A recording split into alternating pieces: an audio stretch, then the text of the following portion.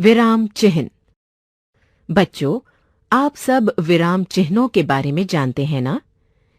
क्या कहा? नहीं? हाँ, चलो कोई बात नहीं। आज मैं आप सबको विराम चिन्हों के बारे में बताऊंगी। आप सब इसके लिए तैयार हो जाइए। मेरी बात ध्यान से सुनना। विराम का अर्थ होता है रुकना या ठहरना। चलिए इसे दो लोगों की बातचीत के द्वारा समझते हैं। राजीव, कल तुम स्कूल क्यों नहीं आए? कल हमारी कार दुर्घटनाग्रस्त हो गई। कैसे? सामने से आ रहे ट्रक से टक्कर हो गई।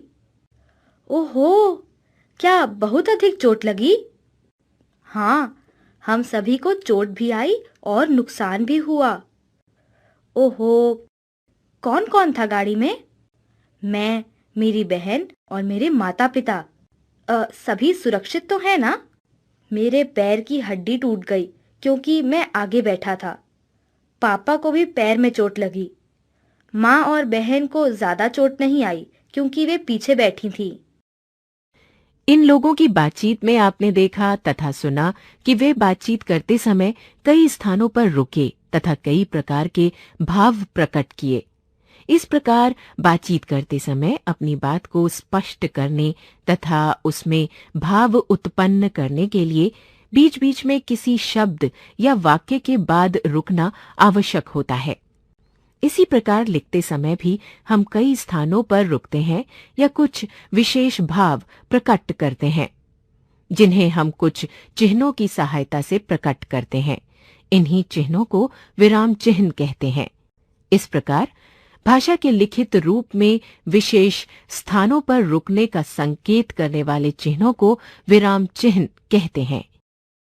चलिए अब इन लोगों की बातचीत का लिखित रूप देखते हैं। महेश: राजीव, कल तुम स्कूल क्यों नहीं आए? राजीव: कल हमारी कार दुर्घटनाग्रस्त हो गई।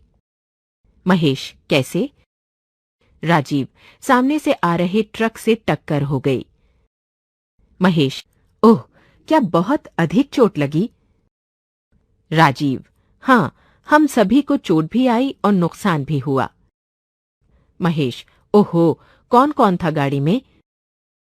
राजीव: मैं, मेरी बहन और मेरे माता पिता। महेश: सभी सुरक्षित हैं ना? राजीव: मेरे पैर की हड्डी टूट गई क्योंकि मैं आगे बैठा था। पापा को भी पैर में चोट लगी। माँ और बहन को ज्यादा चोट नहीं आई क्योंकि वे पीछे बैठी थीं। बच्चों, महेश और राजीव की बातचीत के इस लिखित रूप में आप कुछ चिन्ह देख रहे हैं।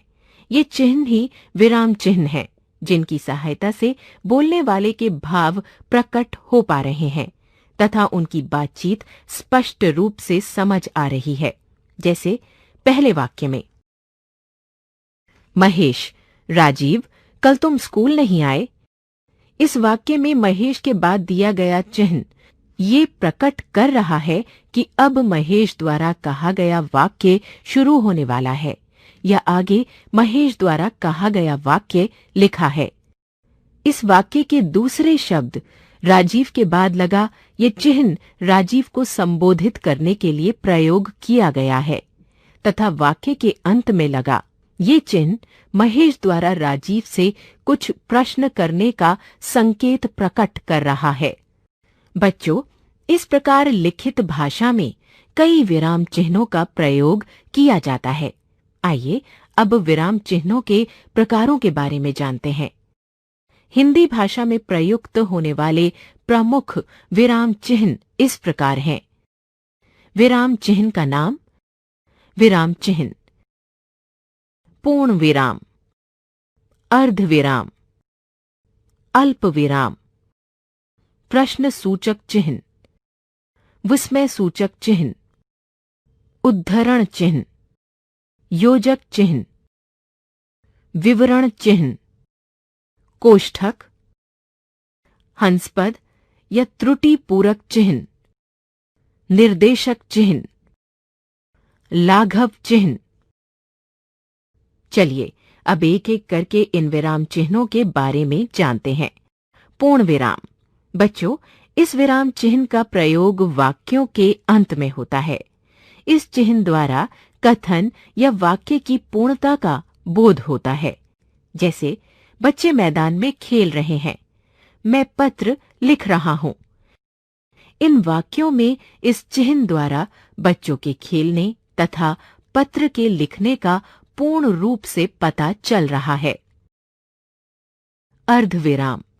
बच्चों, जब पूर्ण विराम से पहले तथा कम समय के लिए रुकना होता है, तब वहां अर्धविराम चिन्ह का प्रयोग किया जाता है। जैसे जिसे मैं अपना घनिष्ठ मित्र समझता था, वही मेरा दुश्मन बन गया। कल मेरे मित्र आए, हम घूमने गए, हमने बहुत मजे किए। अल्पविराम। अल्पविराम का अर्थ होता है बहुत कम समय के लिए रुकना। बच्चों, पढ़ते या बोलते समय जहां बहुत कम समय के लिए रुकना पड़ता है, वहां इस चिन्ह का प्रयोग होता है।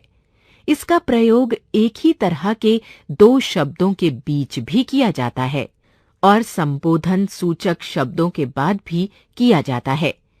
मेज पर आलू, केला और अमरूद रखे हैं।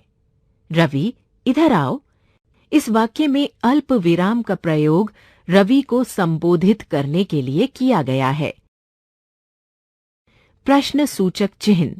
ये चिन्ह प्रश्नवाचक वाक्यों के अंत में लगाया जाता है। जैसे तुम कब तक वापस लौटोगे? क्या मैं कक्षा में आ सकता हूं? इन वाक्यों में कुछ प्रश्न पूछा जा रहा है, इसलिए यहां ये चिन्ह लगाया गया है।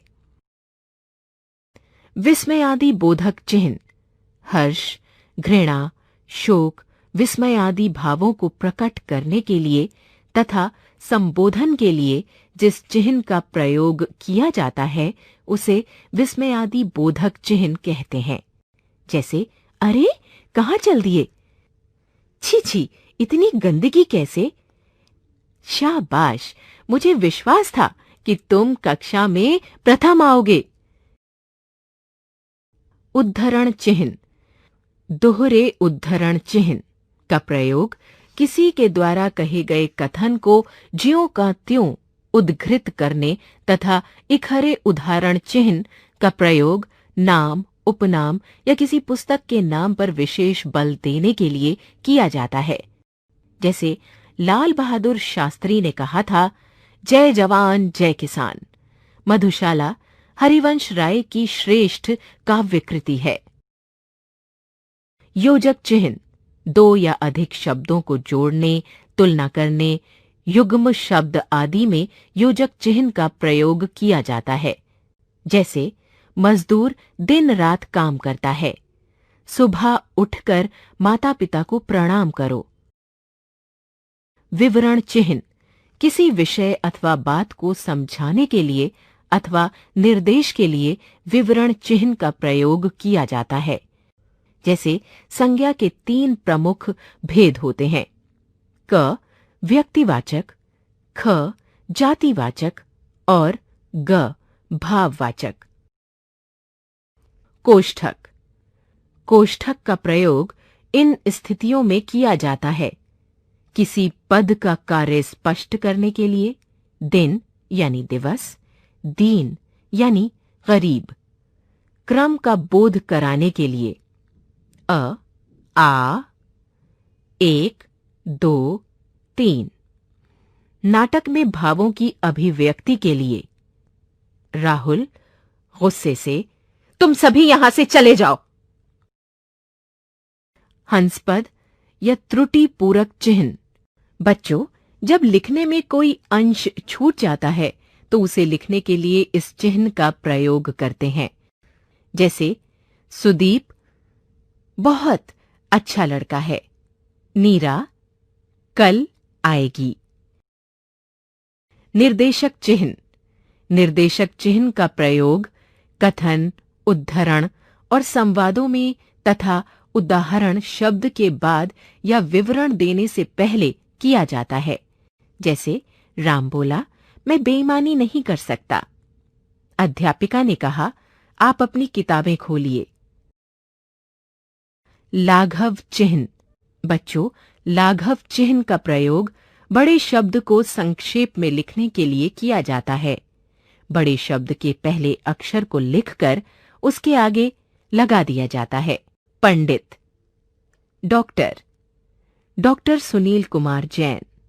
अब आप विराम चिन्हों का प्रयोग अच्छी प्रकार से करना सीख गए होंगे।